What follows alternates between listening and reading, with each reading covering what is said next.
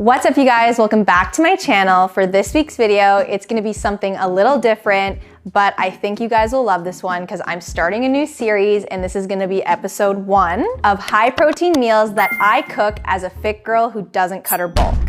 And what that means is I'm gonna be taking you through some of my favorite meals that I make and or cook regularly throughout the week. And these are meals that are high protein, yet it's not necessarily diet food, because I know in the fitness industry, we're surrounded by people that are constantly like, the lowest fat recipe this, like 0 fat this, or 0 carb this, or keto that, or animal diet this. Like, I eat very intuitively. If you guys have followed me on Instagram, on TikTok, on YouTube for a while, right? You guys know that I don't cut or bulk.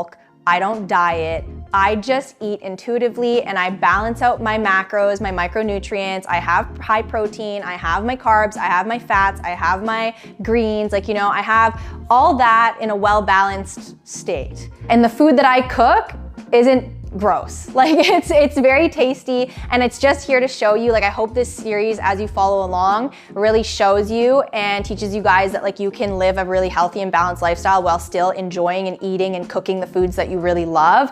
And healthy food doesn't necessarily have to taste gross, or healthy food doesn't necessarily always have to be deemed what the fitness industry deems as healthy. You know what I mean? With that being said, I'm gonna show you in today's episode 1 a favorite breakfast, a favorite lunch, and a favorite dinner that I really enjoy making. Let's go. We are starting with breakfast.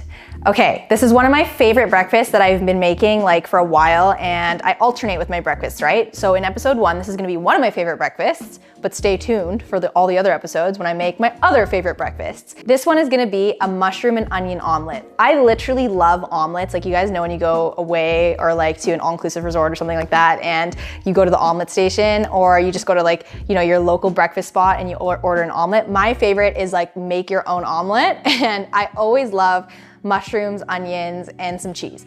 Unfortunately, I ran out of cheese this week. It's Monday today, and I was supposed to go grocery shopping, and I literally forgot to go out and buy cheese. So I would add cheese to my omelet, so please keep that in mind when I'm making this. I just don't have cheese right now in my fridge. But yes, let's start with a high protein mushroom and onion omelet. And if you don't like mushrooms, grow up. Grow up. So I'm gonna start by cutting the onions. You guys can learn some cooking technique today. Not to say I'm like Gordon Ramsay or anything, but you're gonna cut off both sides of your onion here. Okay, put it to the side. Cut it in half, and then you're gonna peel the skin off once you cut it in half, so that you're just revealed with a really nice clear onion. Okay, now that you have them in halves, we're gonna cut them in slivers. We're not dicing the onions for the omelet, we're doing like slivered onions because we're gonna cook it down. It's gonna be nice, like how you would cook like French onion soup onions, slivers.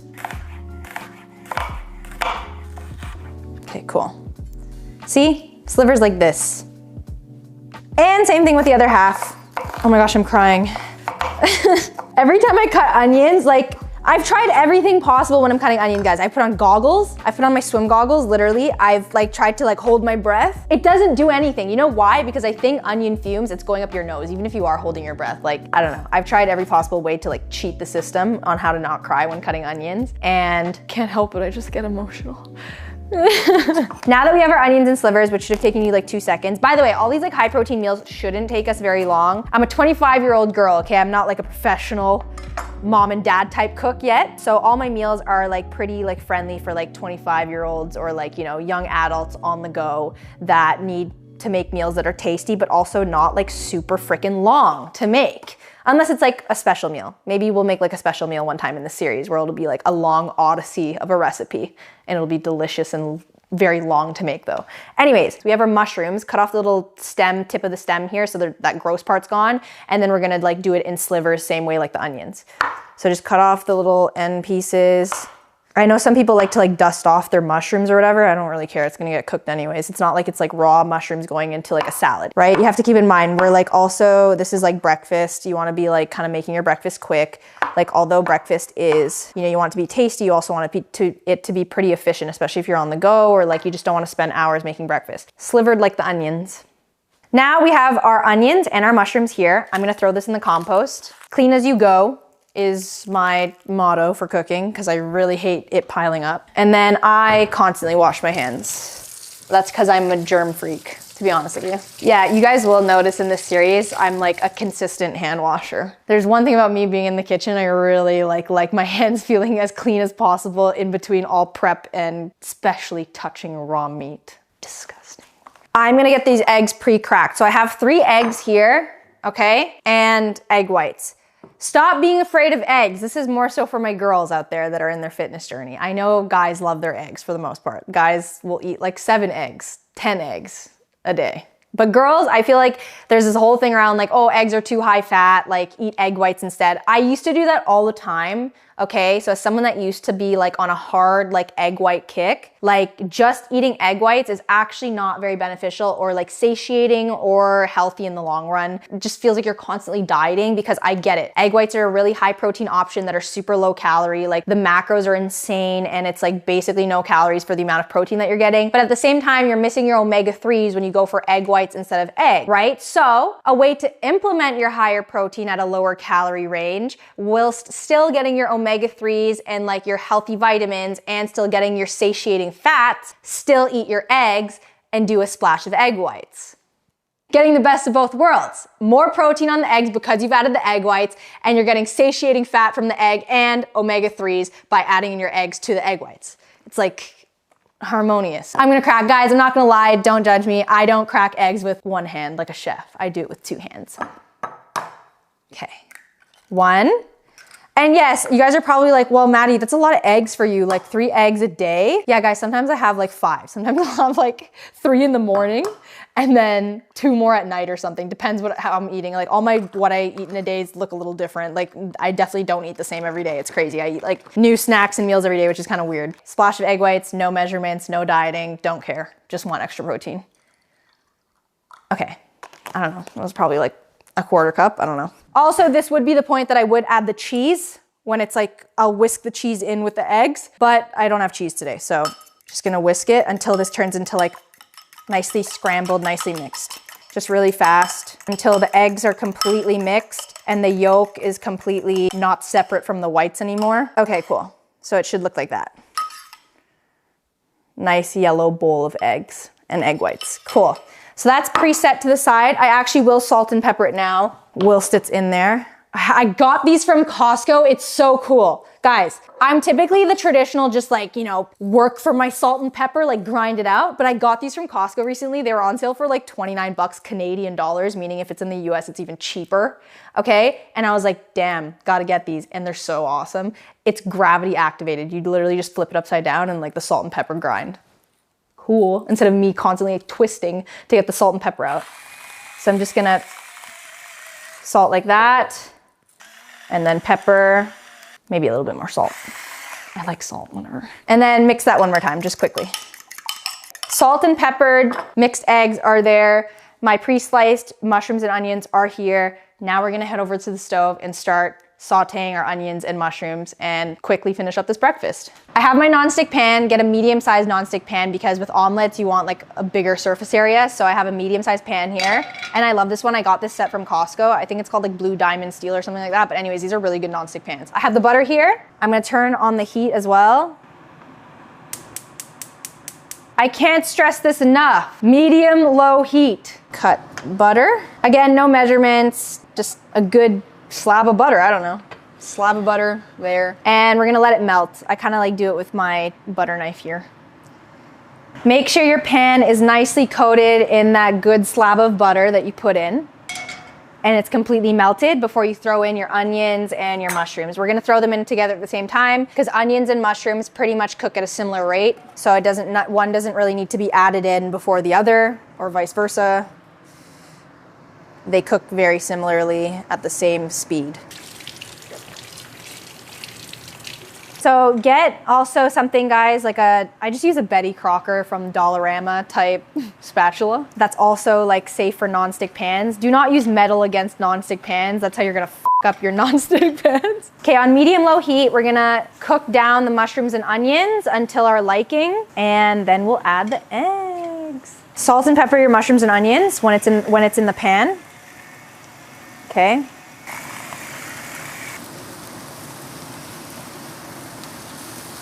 I would keep on this stuff, like keep on it, meaning like don't walk away from it, because you don't want your onions and mushrooms to just like sizzle and burn.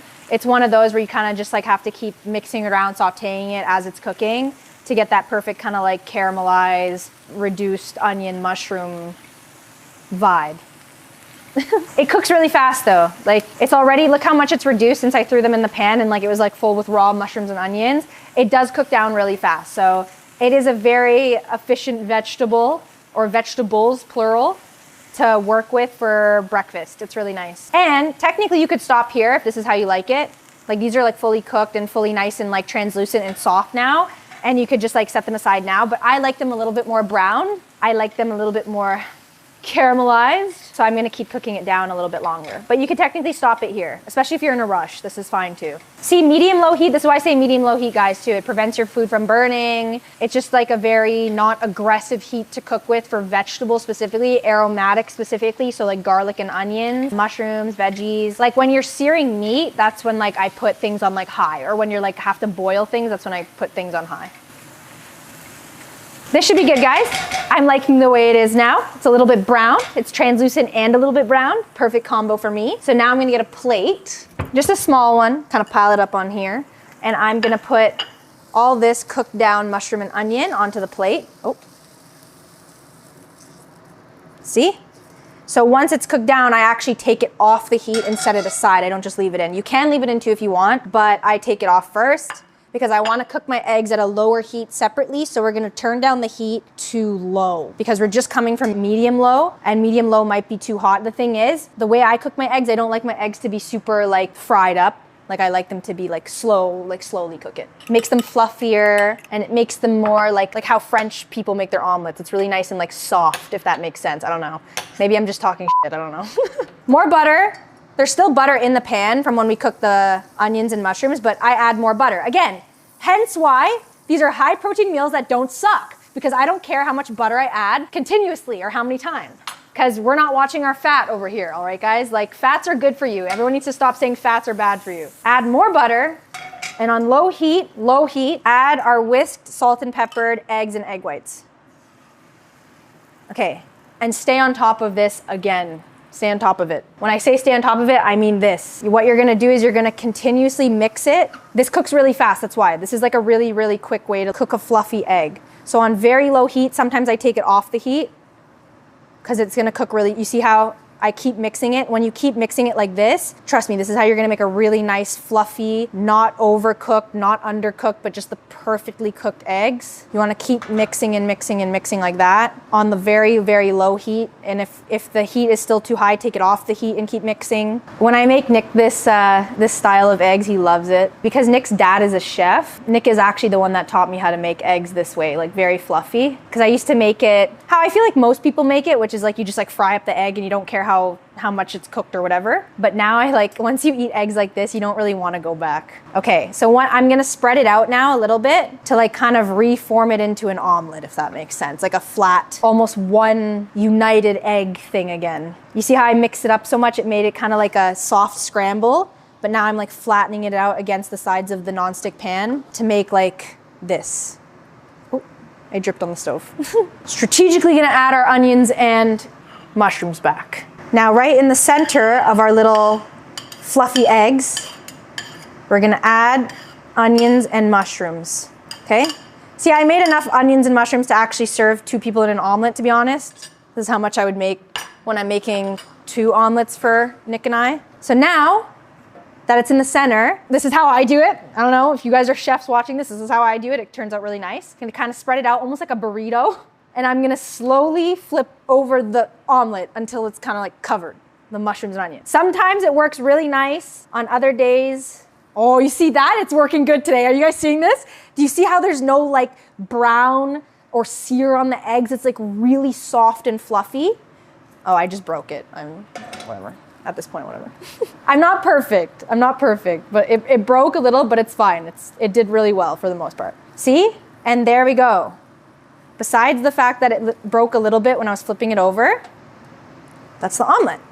Literally took no time at all. Get a plate. We're just gonna slowly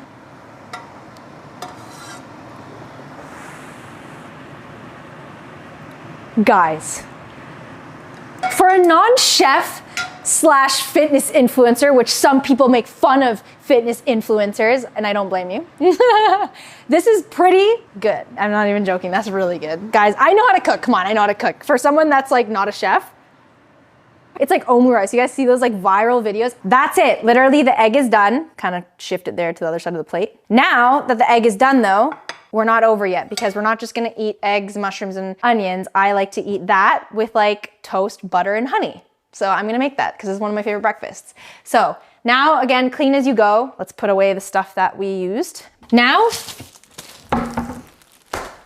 we make our toast. Typically, because I'm showing you guys how to make this today, this would be done at the same time that our egg is cooking. So pretend the egg is cooking right now and things. So it's all ready at the same time. But because this is my first time filming a cooking video, I'm doing things a little bit like choppy because I'm trying to like, you know, show you guys and like talk to you guys. So it's okay. But pretend you're doing this at the same time while your mushrooms and onions are cooking or while your like omelet is kind of like cooking, whatever. I love this brand of bread. And I know a lot of you guys are from the States or all over the world, not just Canada, but in Canada, in Toronto, this bread called Dimflameyer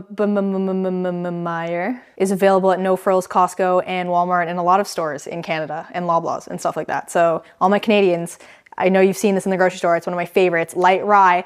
Again, sometimes there are amazing diet hacks that I include into my like meals and stuff like that. Doesn't mean I'm a diet freak, just saying like it is pretty great macros. Like you're getting 2 slices for 140 calories, meaning it's 70 calories per slice of toast.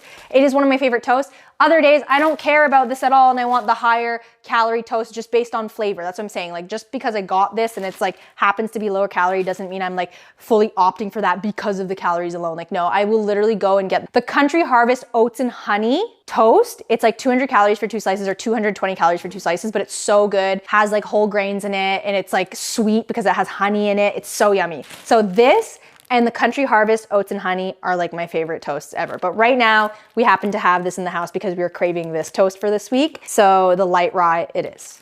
Light rye is really nice for like making sandwiches and having it with butter, I find. In the toaster, I put it on like a level 5 and down. And now we just wait.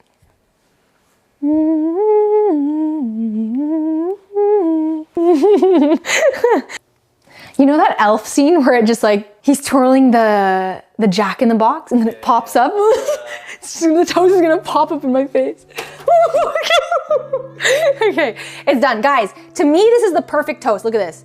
Oh my God, it's like golden crispy brown. I love this toaster. I just got this toaster, it's so nice. It's like the perfect crispy brown, like level 5, and look at this. This is like the way I like my toast. Now, while it's hot, this is key, while it's hot. We don't play around. Get your butter. You guys are probably like, damn, like she really didn't care about butter. No, I don't care about butter. Like, get your butter.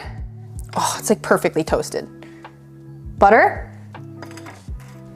Natural honey from Costco. Please, Costco, sponsor me. I literally shop at your grocery store every single week. Please sponsor me. Kirkland, anybody. But anyways, it gets that Costco. I think this was on sale for like $9.99 for all this like natural honey, and it's very tasty. Organic honey is always like the best option, trust me. It's worth the money. And I just do a drizzle. Now this is the perfect morning meal to start your day, to keep you satiated, to keep you healthy and happy because you're getting your fats from not only the eggs, but like the butter, you're getting your micronutrients from the mushrooms, the onions, and you would also be getting some fat from the cheese because I usually sprinkle cheese in this, but I just don't have cheese. You're getting your carbs from the honey, which is a very organic, natural source of carbs. It is like very sweet, but at the same time, honey is a natural source of sugar. So you're getting your carbs from your honey and you're getting your carbs from your rye toast, and you're getting your high protein, not only from the eggs, but you're getting high protein from the egg whites as well. And rye also has a good amount of protein in it. I don't know exactly how much protein's in the rye bread, but also like you guys have to keep in mind, like what makes things high protein too is having balanced plates. When you have a balanced plate, you realize that like, okay, the main source of protein, yes, is coming from the protein that you have on your plate, but also like the little bits of protein and other things like your carb sources or even your vegetables and whatever else might be on your plate does add up in little grams of protein. So this is a very high protein, healthy, satiating meal that I love eating regularly. It's very delicious, and who doesn't like a nice warm omelet and toast with butter and honey? Super underrated. All right, guys, we are back for lunch. And we are gonna make one of my all-time favorite lunches that I've been making for years and years and years and years and years and years and years and years. 10 hours later. I've been making this forever. It is open-faced tuna salad sandwiches. Before you're like, I hate tuna, like all the tuna haters out there that are like, tuna's disgusting, like I'm clicking off now. Guys, I know how to make a good, mean tuna salad sandwich, all right? I promise you, if you're a tuna hater out there, this will change your mind. It'll change your perspective completely. This is the best tuna frickin' sandwich salad recipe you'll ever have in your life. Sorry to all your moms out there that make mean tunas. I think she has some competition now.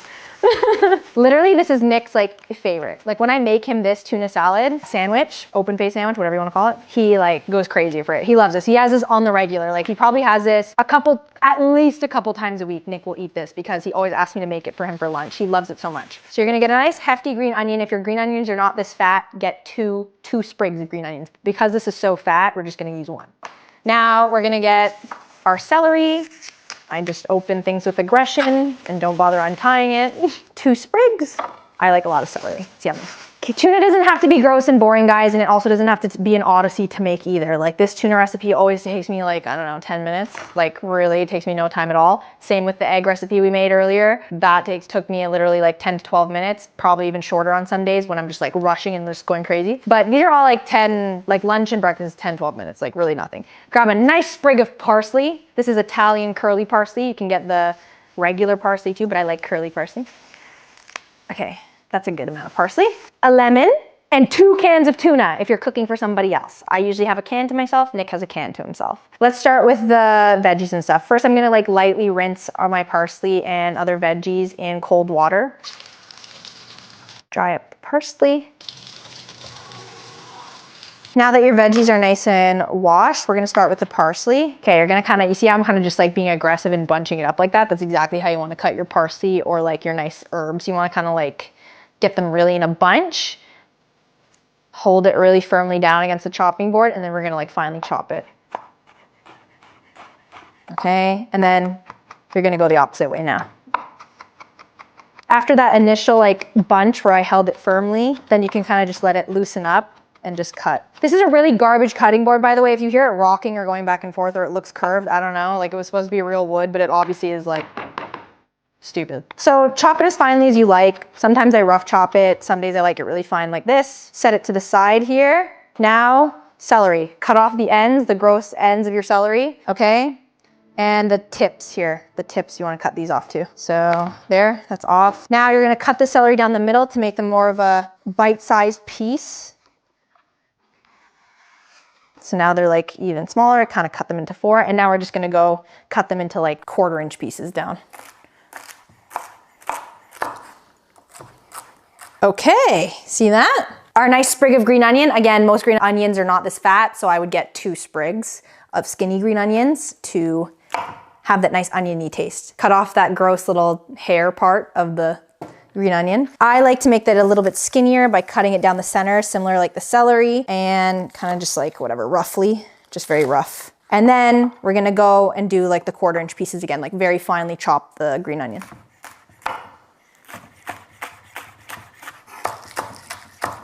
And then of course, guys, please always watch your fingers. I always get a little too close for my liking. Green onions, celery, parsley. Oh, I'm getting a hand cramp. I'm getting a hand cramp. Parsley, celery, green onions, done. Lemon, please rinse. I like to wash it with soap. Call me freaking weird. Again, I'm a germaphobe, whatever. Once your lemon is washed or soaped and washed, however you like to wash your lemon, cut it in half. And that's it. And then I kind of just take off the seeds a little bit, whichever surface seeds are showing. And we're not gonna squeeze it yet. Now, we are going to open our cans of tuna.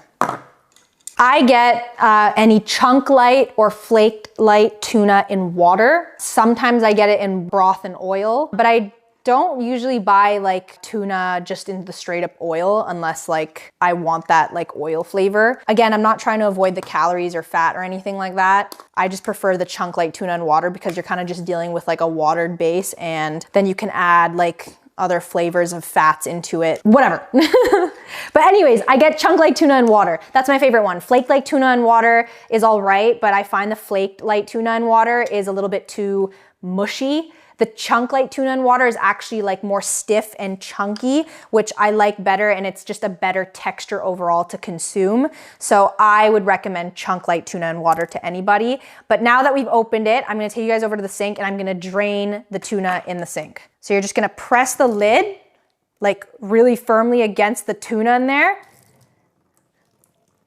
and you're gonna squeeze the lid. That's literally how I drain tuna. But look, it works. I don't know how you guys drain, but look, no singular drop of water left, okay? Same thing now, the other one.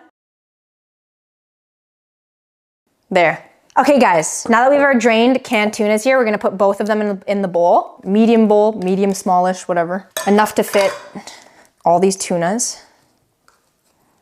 And then thoroughly wash your hands after you touch up all that tuna. Otherwise, your hands and your nails are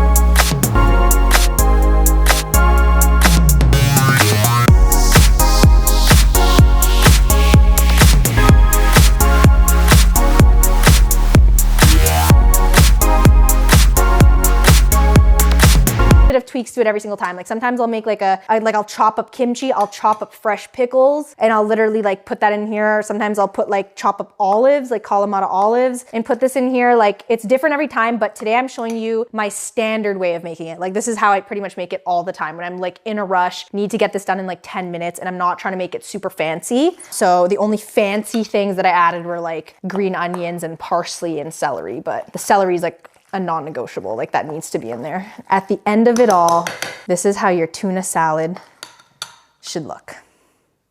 Okay? I don't think it's missing anything. Let's try it. Maybe a little bit more lemon, but other than that, it's perfect. Every single time. And the only reason I'm saying a little bit more lemon is because I've made this recipe so many times that I knew when I grabbed that lemon today, I was like, that lemon looks kind of small. It doesn't look like it's gonna have a lot of juice, because usually I use really juicy lemons. But other than that, it's perfect. I got my ratios down. Now I gotta toast some bread. I'm gonna leave the sriracha out because I like to top it off with sriracha at the end. I like spicy. Okay, we have our toasted pieces of toast. Yes, we are eating toast again. I love toast. Who doesn't like bread? Anyways, who doesn't love carbs? I'm a carby Barbie. Okay, guys.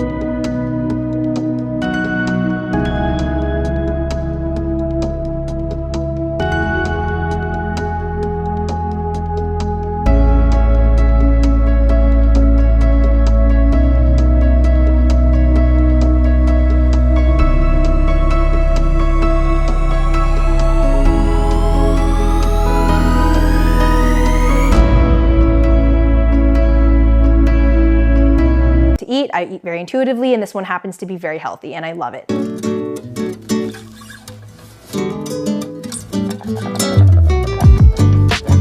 So good. You will never hate tuna again after you eat this, guys. You'll never hate tuna again. So good, so tasty. It doesn't even taste like it's low fat or a high protein healthy meal. It doesn't even taste like a healthy meal, it just tastes delicious. Okay guys, it's dinner time. For dinner, we're gonna be making something super quick, easy, and very tasty, and something that doesn't suck. And it's very great for beginners too that are honestly trying to make a seafood dish and are still kind of like new in the kitchen and want to make something very tasty and not screw it up. This is very easy and you won't screw it up. It's very yummy. It is garlic butter shrimp. Today's day seems to be more pescatarian unintentionally because we had tuna for lunch and now shrimp for dinner. And it's just, yeah, whatever. It's like a more seafoody day, but stick around for the series if you want to see all my other recipes with chicken, beef, all that good stuff. So anyways, let's get into it. First, get your garlic cloves. This meal is honestly so good, guys, if you're like trying to make a really quick dinner that's really tasty. I'm not even kidding you. I'm not even trying to say it's quick and efficient. Like, it's honestly a really quick meal to make, and it's very, very tasty. And again, one of my favorite high protein meals, because I love shrimp. I'm a shrimp lover. So you can get pre-peeled garlic to save you even more time, but I figured because I have this garlic here in the house, which I usually use the garlic cloves actually, I don't usually use pre-peeled garlic or pre-chopped garlic. I like fresh garlic like actually in the garlic clove or garlic bunch, whatever you call it, but I can show you guys how to like chop it up and make it quick. Okay, so 1, 2, 3, 4, it's very garlicky, so hence garlic butter shrimp. I'm using a lot of garlic. I'm gonna use the big cloves though to make it easier. 1, 2, 3, 4, 5, 6. I'm gonna use 6. 6 decently sized cloves, okay? This is 1 tiny one. So 5 big cloves and 1 medium-sized clove. For this recipe, actually, you don't even need onions for this one. This one, you just need garlic. So cut the ends of your garlic here on each end. Cut the tips of your garlic and then set that aside just quickly. We'll do that for all of them here. I find that shrimp is also a very like pretty affordable seafood protein to get. I know salmon and like whitefish and you know a lot of other shellfish and whatever can get very pricey, but shrimp is one of the very like lower end price seafoods that are very high protein, low in fat, and very tasty in my opinion. Some people hate shrimp because I know it's a bottom feeder, but I love shrimp, so grow up. Again, if you don't like shrimp, grow up. Trick to peeling garlic really quick instead of spending time like this trying to peel it. Once you've cut the ends off, put your knife on top and slam down. Every single piece of skin just peeled off just from slamming it. Set that aside. Again, it just quickly unravels when you slam it. Okay guys, so now we are going to crush it and make it into a nice fine paste with the garlic crusher. Or if you have a mortar and pestle, which I also have, you can quickly throw it in the mortar and pestle and crush it until it becomes like a full paste. Now we're gonna cut up our broccoli and just get that ready for when we have to boil it. I'm just gonna cut off the stems here.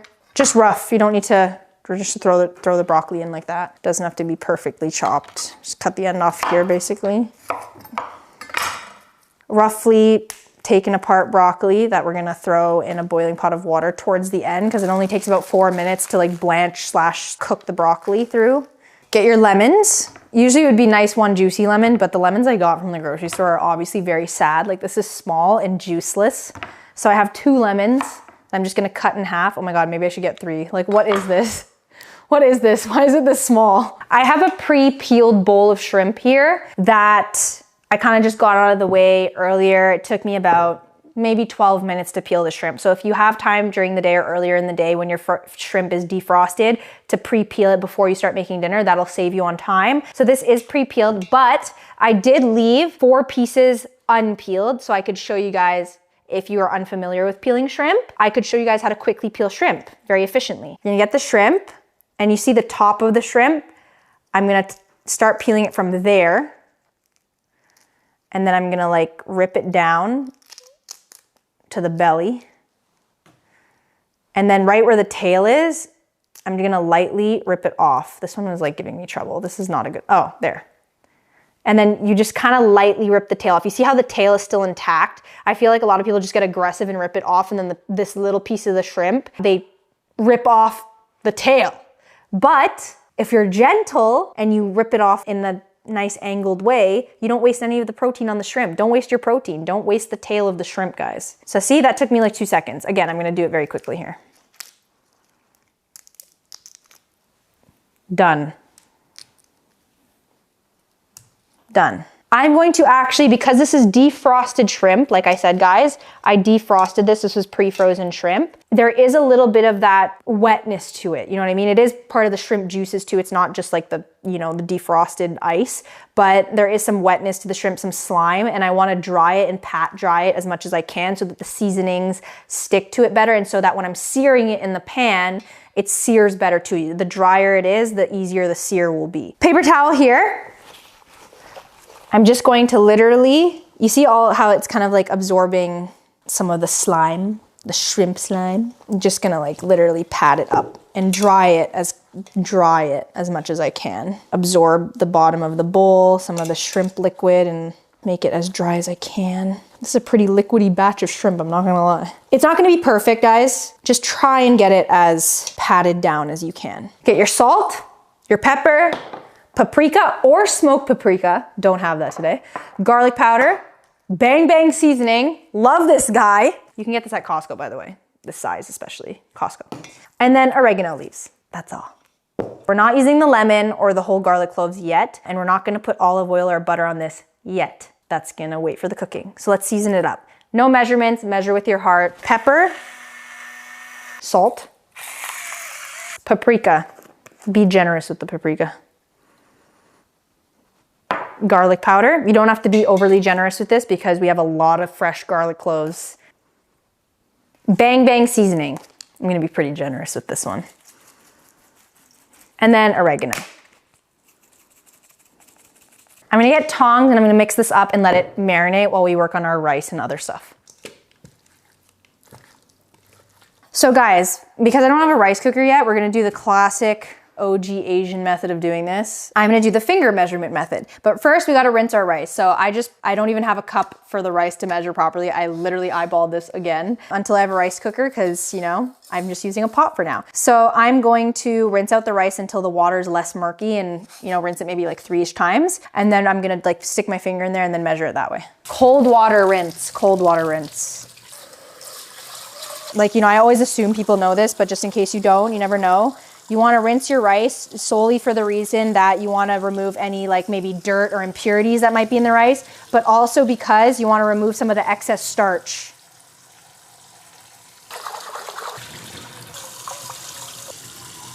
Okay, it's pretty clean to me. Now we're gonna flatten it out. How I do this is I kind of add water, a premature amount of water, just to make sure it's even in the pot. So how I do this, I'm gonna stick my finger here and I'm going to put my thumb to where the rice basically, so this part is where I need to add water crawling up until it hits this part of my finger, basically, which is a little amount of water to be honest, but we'll do this.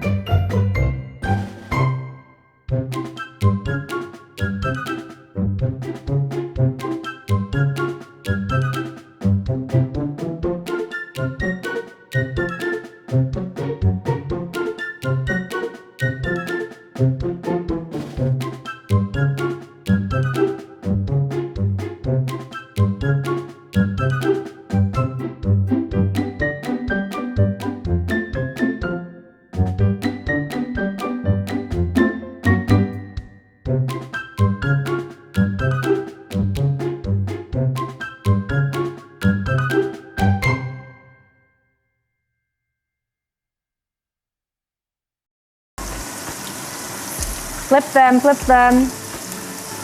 I'm gonna slightly lower the heat soon so I can add the garlic without the garlic burning. So now we're gonna grab our chopped up garlic that we did here, but because we're doing it in batches, we get a, you know, appropriate amount going. A good chunky amount of garlic, and we're gonna throw it in here.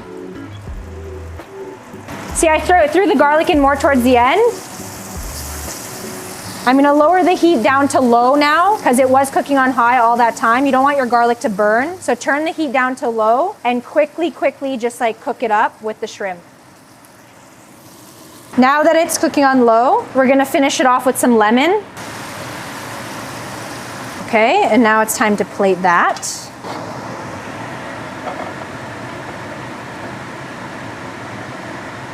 Do you guys see that? Yummy.